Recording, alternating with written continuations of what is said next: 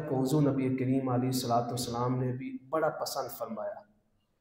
یہ واقعہ موت کے بعد کسی شخص کا اپنی قوم کی کامیابی کی دعا کرنا ہے۔ حضور نبی کریم علیہ الصلوۃ والسلام نے فرمایا مجھے اس کی دعا بڑی پسند آئی کہ اس شخص نے مرنے کے بعد بھی اپنی قوم کو نہیں بھولا ہے۔ یہ واقعہ بیان کرنے سے پہلے ایک بات ذہن میں رکھ لیں، یہ کلام کب ہو رہا ہے؟ بولیے، یہ کلام کب ہو رہا ہے؟ موت کے بعد۔ کب ہو رہا ہے؟ موت کے بعد۔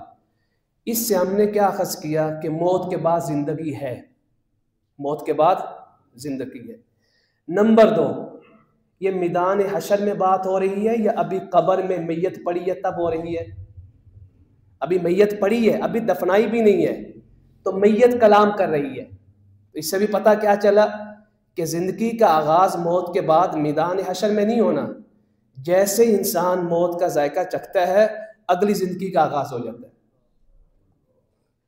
یہ مفتیوں کی بات نہیں ہو رہی کہ یہ بریلوی دیوبندی وہابیوں کا مسئلہ ہے کہ یہ اہل حدیث کا مسئلہ ہے، نہ، یہ کس کی بات ہو رہی ہے؟ قرآن پاک ہے۔ اس کو ہر مسلک سے بالا تر ہو کر سمجھیے۔ سورہ یاسین پڑھیے جا کے، آیت نمبر 20 سے 30 تک، آیت نمبر 20 سے 30 تک۔ موت کے بعد زندگی، میت کلام کر سکتی ہے، میت جو ہے اپنے ارد گرد کے لوگوں کو محسوس کرتی ہے، میت جو ہے اس کو فائدہ پہنچتا بھی ہے اور جو پیچھے زندہ رہتے ہیں ان کو فائدہ پہنچاتی بھی ہے۔ فائدہ جو پہنچانا ہے وہ دعا کے ذریعے۔ کس کے ذریعے ہے؟ دعا کے ذریعے۔ اس کا مطلب یہ نہیں ہے کہ جا کے پکارنا شروع کر دے کہ میری یہ مدد کر دے، میری یہ مدد کر دے، میری یہ مدد کر دے۔ فائدے کا مطلب کیا ہے کہ وہ پچھلے لوگوں کے لیے دعا کرتی ہے، اور اگر کوئی وہاں پہ آ کے کوئی نیک صالح شخص ہے ان کے وسیلے سے دعا کرتا ہے تو اللہ اس دعا کو قبول بھی فرماتا ہے۔ تو یہ واقعہ موت کے بعد زندگی، میت کلام کرتی ہے، میت سمجھتی ہے، میت پیچھے والوں کو فائدہ دیتی ہے، ان کے لیے دعا کرتی ہے، یہ سارے کا سارا واقعہ کسی کتاب کا نہیں ہے بلکہ کتاب لا ریب کا ہے۔ اب سنو، ایک بستی ہے، اس کے اندر ایک رسول آتے ہیں، وہ انکار کر دیتے ہیں، دوسرے آتے ہیں انکار کر دیتے ہیں، فَعَزَّزْنَا بِثَالِثٍ، ہم نے تیسرے رسول کریم بھیجے، انہوں نے ان کا بھی انکار کر دیا۔ ایک شخص دور سے کھڑا دیکھ رہا تھا، ایسے لگتا ہے یہ اس بستی والوں میں سے کسی کا ملازم تھا، اس کا کوئی سٹیٹس نہیں تھا ان کی نظروں میں۔ اس نے جب دیکھا کہ میری بستی کے لوگ جو ہے نا یہ ان رسولوں کا انکار کر رہے ہیں، قرآن کہتا ہے وہ دوڑتا ہوا آیا، دوڑتا ہوا۔ اس کا دوڑنا بھی اللہ کو پسند، اس کا دیکھنا بھی اللہ کو پسند، اور اس نے جو آ کے کلام کیا وہ کلام کرنا بھی اللہ کو پسند۔ یہ ساری پسند کا معیار کیا ہے کہ لوگوں کی نصیحت کے لیے کام کرنا، تبلیغ کرنا، لوگوں تک دین کا پیغام پہنچانا۔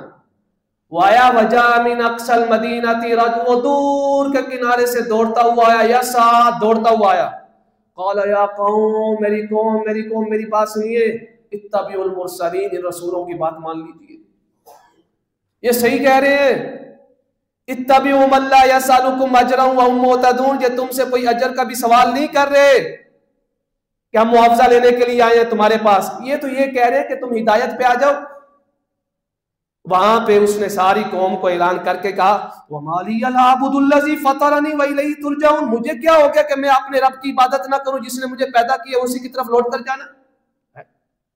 سبحان اللہ، انداز دیکھ، وَمَا لِيَ، مجھے کیا ہو گیا، میں کیوں نہ ایمان لے کے آؤں اپنے رب کے اوپر؟ اس نے مجھے بنایا ہے، مجھے پیدا کیا ہے، یہ وسائل میرے رب نے مجھے دیے ہیں، زندگی جینے کے لیے یہ سارا کچھ میرے رب نے مجھے دیا ہے، میں نے اپنے رب کے سامنے حاضر ہونا، تم نے بھی ہونا ہے۔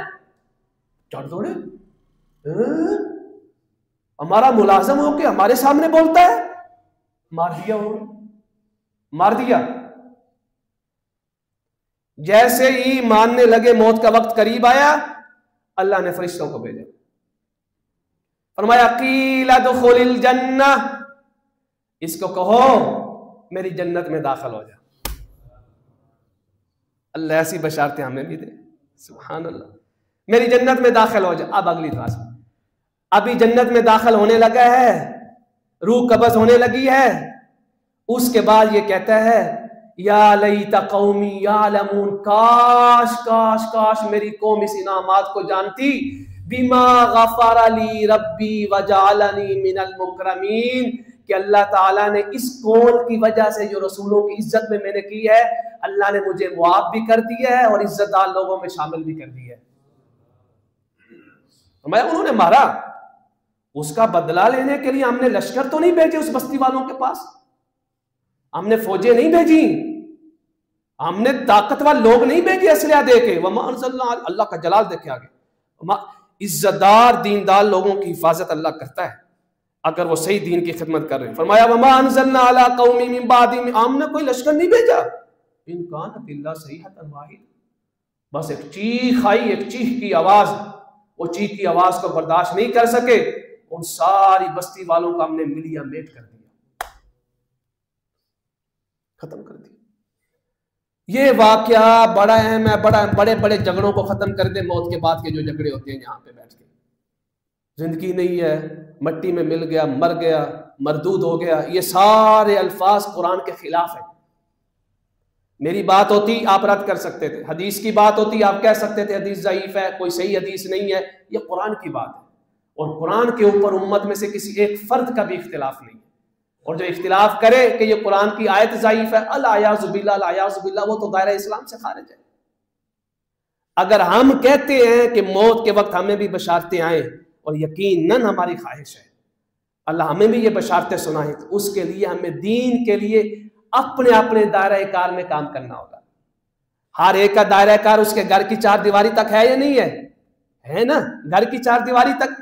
اگر گھر کی چار دیواری تک بھی وہ دین کی تبلیغ جاری رکھتا ہے، اس امید پر کہ جب میں دنیا سے جانے لگوں تو میری روح کا استقبال بھی اللہ کے فرشتے کر رہے ہیں۔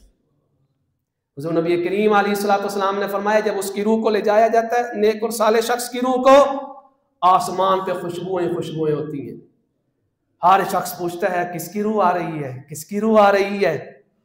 فرشتے ایک دوسرے کو بتاتے ہیں کسی نیک صالح شخص کی روح آ رہی ہے، اللہ کی بارگاہ میں حاضر ہوتے ہیں، اللہ فرماتا ہے ان کو مقام علیین پہ لے آؤ، مقام علیین پہ لے جا کر اللہ اپنا خاص دیدار عطا فرماتا ہے، وہاں سے حکم ہوتا ہے کہ اس روح کو اس نیک صالح شخص کے جسم کے اندر لوٹا دو۔ جب لوٹا دیا جاتا ہے، قبر میں رکھا جاتا ہے، سوال و جواب ہوتے ہیں، اسے کامیابی ملتی ہے، فرشتے کہتے ہیں یہ دیکھ، دوزخ کی طرف اشارہ کرتے ہوئے، اگر تو جواب نہ دیتا تو تیرا یہ ٹھکانہ ہوتا، اب یہ نہیں ہے، ادھر دیکھ یہ جنت کا منظر ہے۔ جنت کا منظر دیکھتے ہیں، جنت کا لباس پہنایا جاتا ہے، جنت کا بستر لگایا جاتا ہے، جنت کی طرف سے ٹھنڈی ہوائیں آتی ہیں، سارا کچھ کرنے کے وہ خوشی کے مارے حضور نبی کریم علیہ الصلوۃ والسلام نے فرمایا، سورہ یاسین میں بھی آیا، سورہ یاسین میں بھی اس کی طرف اشارہ آیا، فلا یستطیعون توصیۃ ولا الی اہلہم یرجعون۔ حضور نے فرمایا جب وہ کامیاب ہوتا ہے، اتنا خوش ہوتا ہے، وہ فرشتوں سے کہتا ہے تھوڑا سا ٹائم دے دے، میں اپنے گھر والوں کو جا کر بتاؤں کہ میں آج حقیقی طور پہ کامیاب ہو گیا ہوں، آج مجھے کامیابی مل گئی ہے، سکون ہے۔ وہاں اللہ کے فرشتے فرماتے ہیں نم کا نومت العروس، جس طرح پہلی رات کی دلہن سوتی ہے اس طرح آج تو بھی قبر کے اندر سو جا، آرام کی نہیں سو۔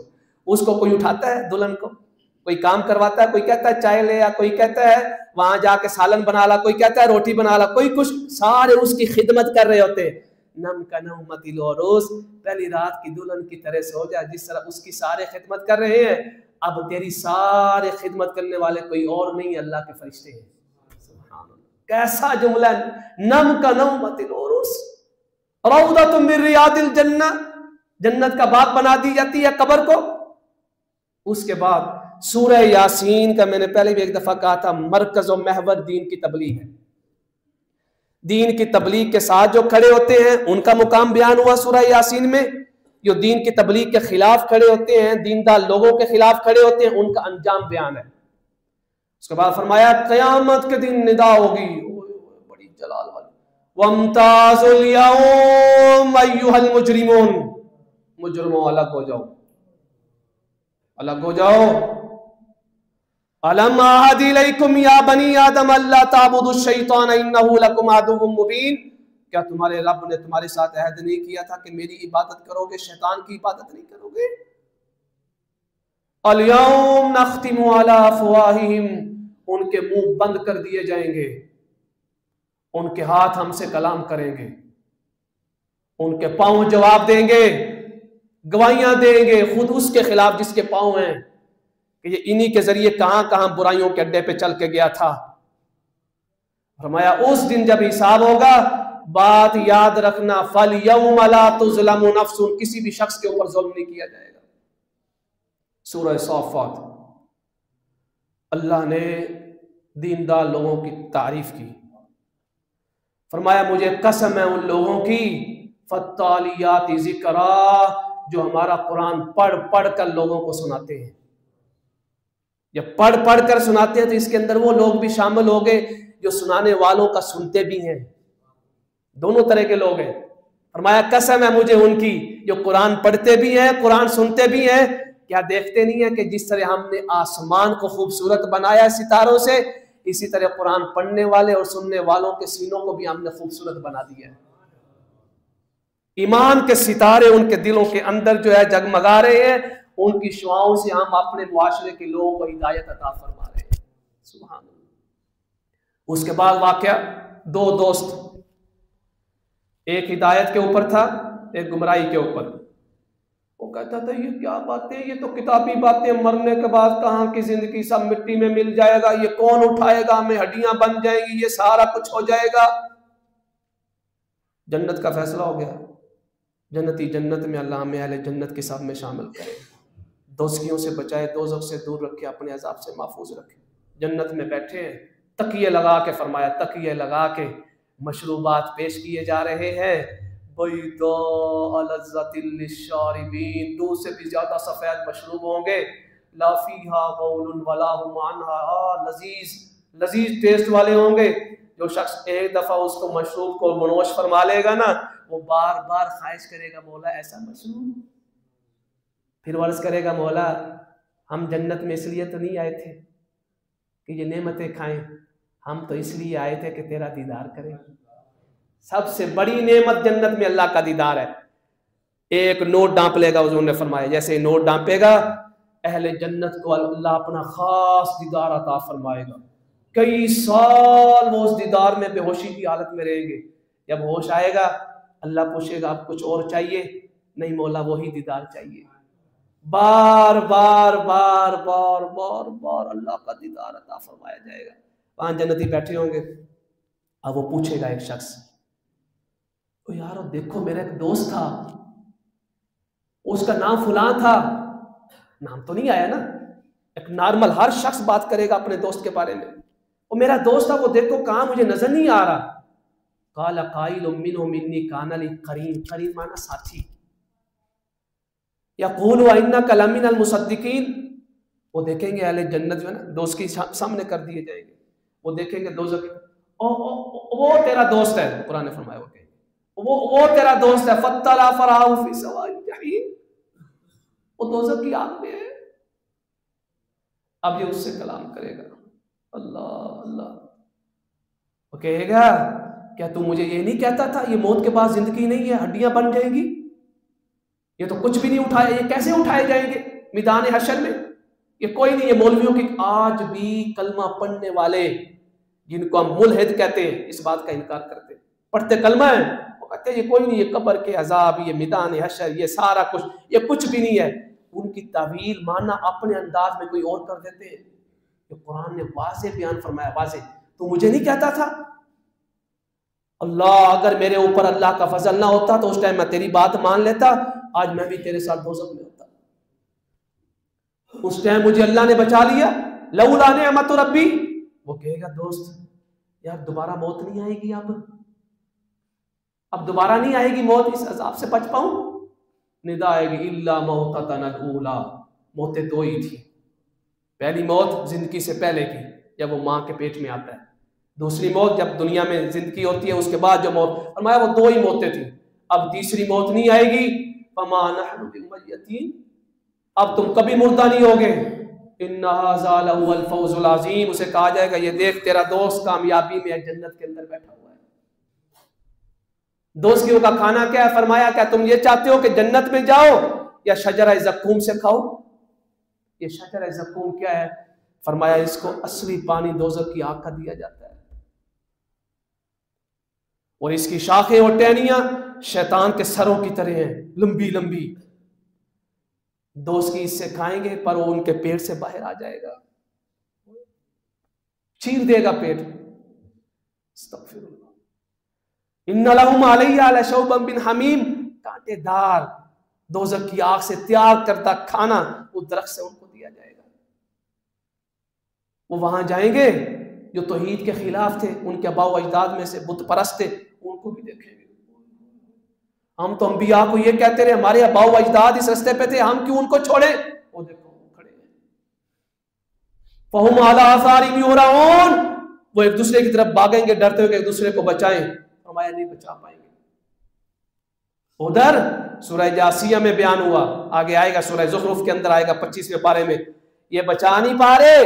فرمایا جن کی دوستیاں تقوی کی بنیاد پہ تھی، دین کی بنیاد پہ تھی، نیک صالح لوگوں کے ساتھ تھی، جب وہ جنت میں جائیں گے عرض کریں گے مولا میں جنت میں جا رہا ہوں، میرا فلان دوست تھا، اگرچہ آج کامیاب نہیں ہوا لیکن میرے ساتھ فلان جگہ اس نے نیکی کا کام کیا تھا، اگر تو مجھے جنت میں بھیج رہا ہے میرے دوست کو بھی بھیج دے۔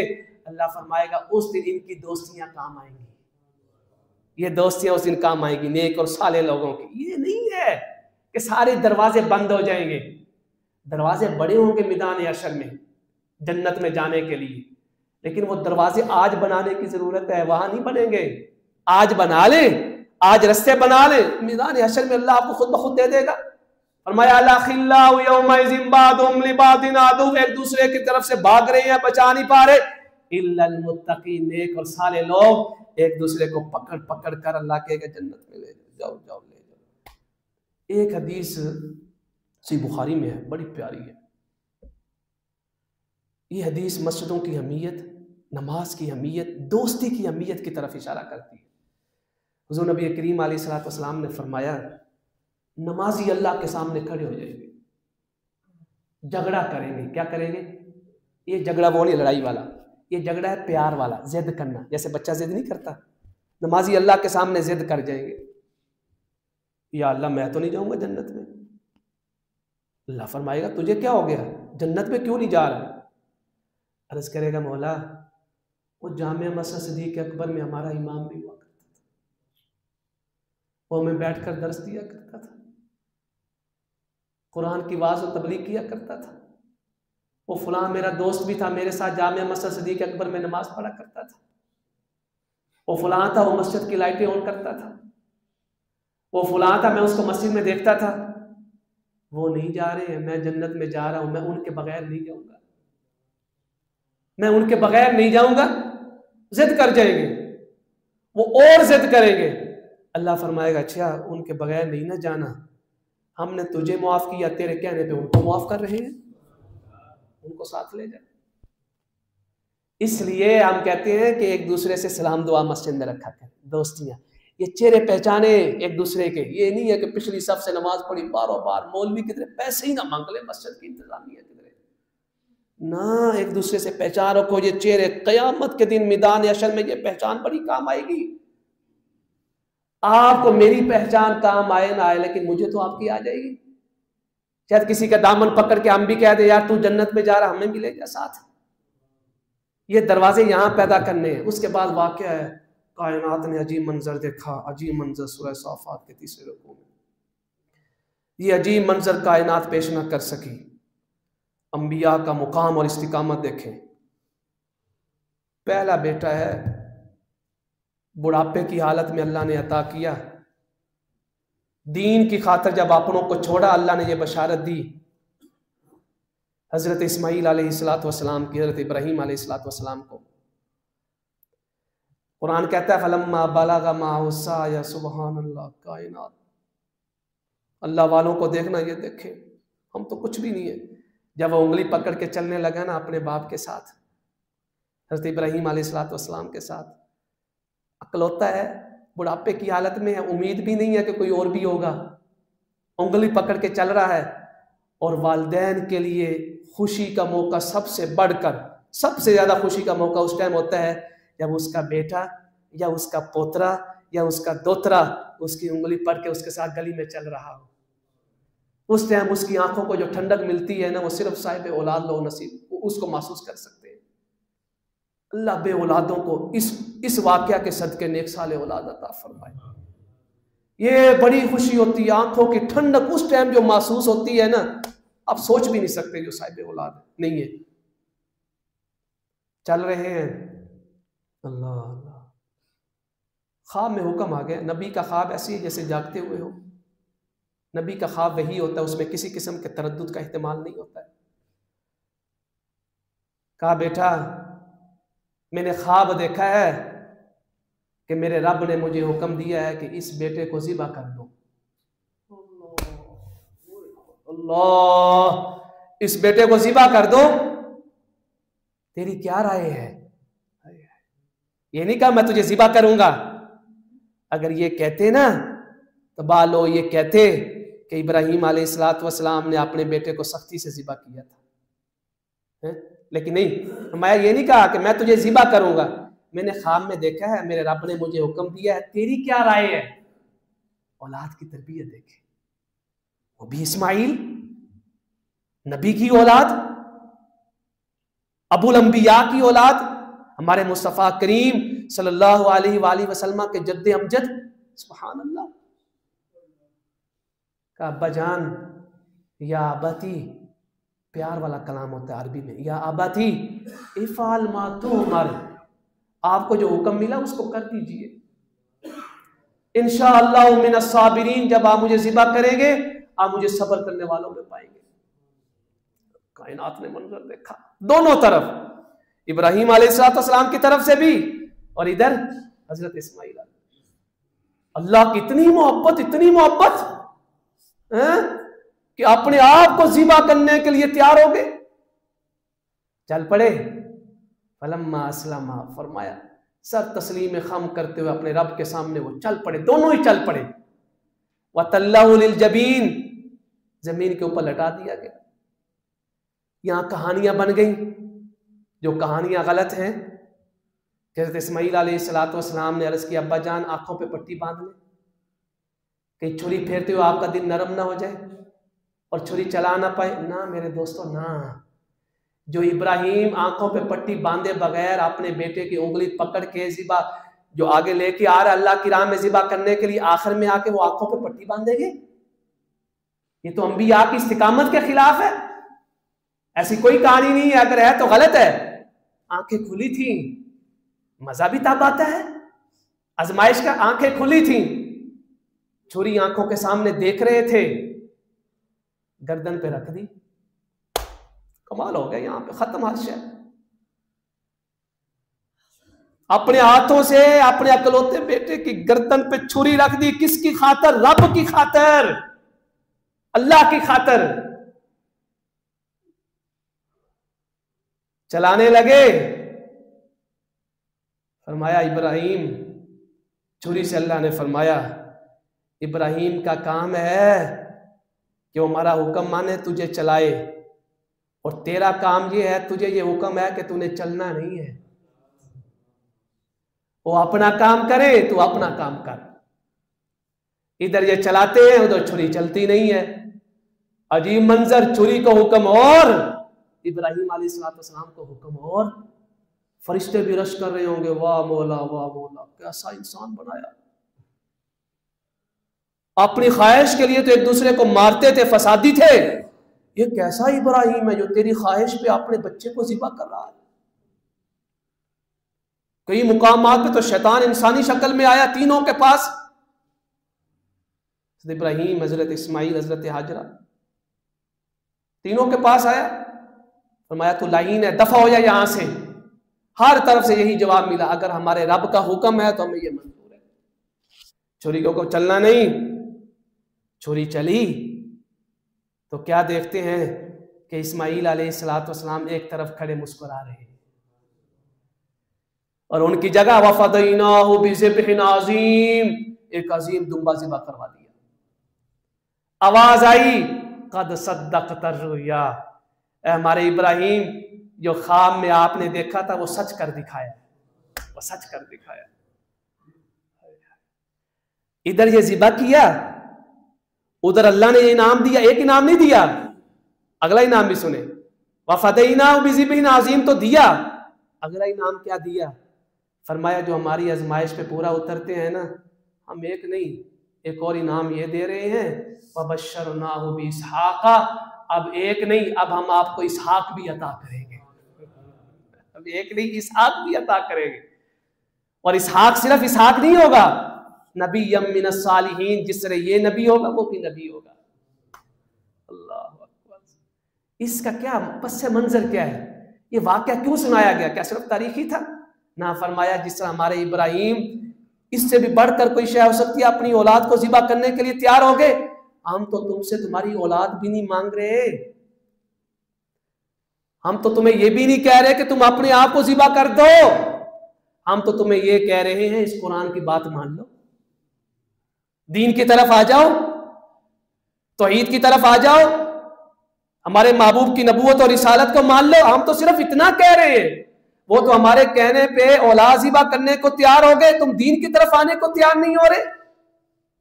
سورہ صاد میں ایک واقعہ آیا ہمارے معاشرے میں غلط معروف ہو گیا، جو انبیاء کی عصمت کے خلاف ہے۔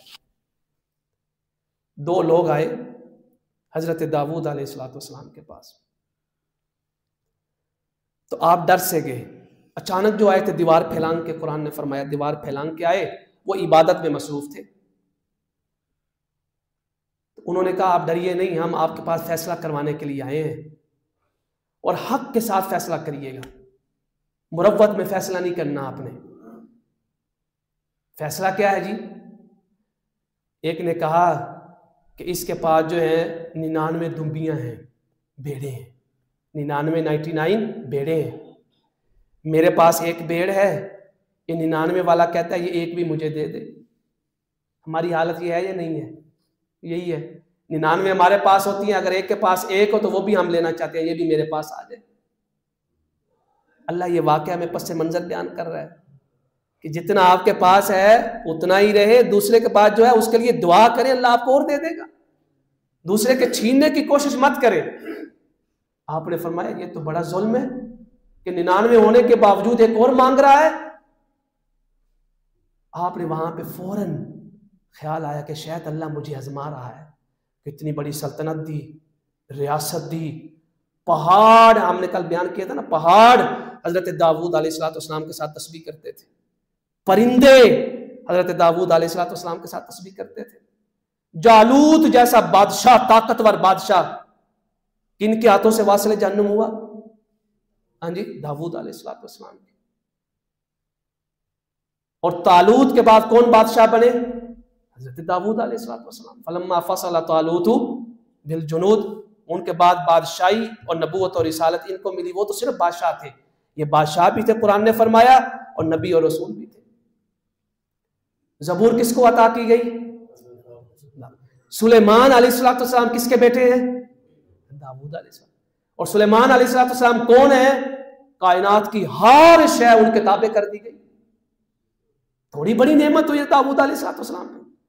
فوراً ذہن میں خیال آیا کہ اللہ مجھے آزمانا چاہ رہا ہے کہ کہیں میرے دل کے اندر تو خواہش نہیں پیدا ہو رہی کہ فلاں کی چیز بھی مجھے مل جائے، فلاں کی چیز بھی مجھے مل جائے۔ فوراً سجدے میں گر گئے، یا اللہ تیرا شکر ہے جو میرے پاس ہے، مجھے ایسے فتنوں سے محفوظ رکھنا۔ اور یہ واقعہ قرآن نے بیان کر دیا۔ اب جو کہانیوں میں رنگ بھرے گئے، کہانیاں بنائی گئی، کیا حضرت داؤد علیہ السلام کے پاس 99 بیویاں تھیں، وہ کسی ایک عورت کو پسند کرنے لگے۔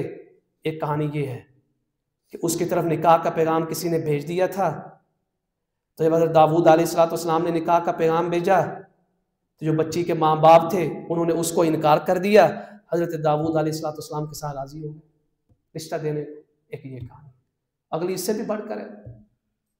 دوسرا کیا بیان ہوتا ہے کہ 99 بیویاں تھیں حضرت داؤد علیہ السلام کا۔ اب یہ میرے پاس الفاظ نہیں ہے، لیکن صرف سمجھانے کے لیے میں آپ کو بیان کر، جو بیان کیا جاتا ہے اس کا رد کرنے کے لیے، کہ وہ کسی کو پسند کرنے لگے، وہ پہلے سے شادی شدہ تھی، ان کے دل میں خواہش ہے، کوئی عقل آپ کی سوچتی ہے انبیاء کے بارے میں ایسا؟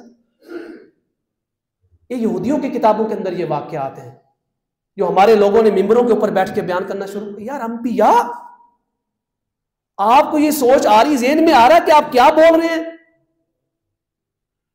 آپ کہہ کیا رہے ہیں داؤد علیہ السلام کے بارے میں، جن کو اللہ نے اتنا کچھ عطا کر دیا ہے؟ تم ایک عورت کی خاطر ان کے بارے میں کیا کچھ بیان کر رہے ہیں؟ دل آ گیا. اس کے شوہر کو غزوے پہ بھیج دیا، لڑائی پہ، کہ یہ وہاں مارا جائے گا، اس کے بعد عدت پوری ہونے کے بعد میں نکاح کر لوں.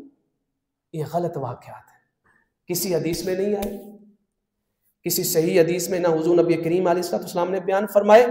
یہ صرف اور صرف یہودیوں کی کتابوں سے لے کے ہماری بعض کتابوں میں آگے، وہاں سے پڑھ کے لوگوں نے بیان کرنے شروع کر دی. یہ واقعہ کس کی عصمت کے خلاف ہے؟